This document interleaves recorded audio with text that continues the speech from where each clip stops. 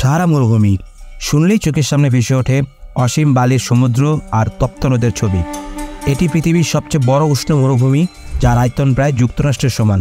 কিন্তু অবিশ্বাস্য হলো সত্য, হাজার হাজার বছর আগে সাহারা মোটেও মরুভূমি ছিল না। বিজ্ঞানীরা স্যাটেলাইট ছবি ও জীবাশ্মের মাধ্যমে প্রমাণ পেয়েছেন যে আজ থেকে প্রায় ৮,০০০ থেকে ১০,০০০ বছর আগে সাহারা ছিল সবুজে ভরা ভূমি। এখানে ছিল বিশাল লেক, নদী আর বনভূমি। প্রাচীন শিলাচিত্রে দেখা যায় মানুষ মাছ ধরছে, পশু চড়াচ্ছে, এমনকি হাতি ও জিরাফও এখানে বিচরণ করত।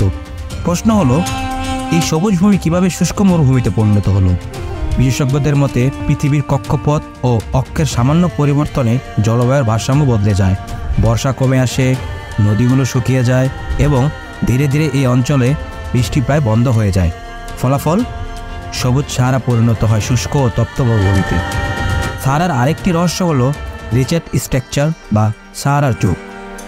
মহাকাশ থেকে এটি একটি বিশাল চোখের মতো দেখা যায়, যার ব্যাস প্রায় ৪০ কিলোমিটার।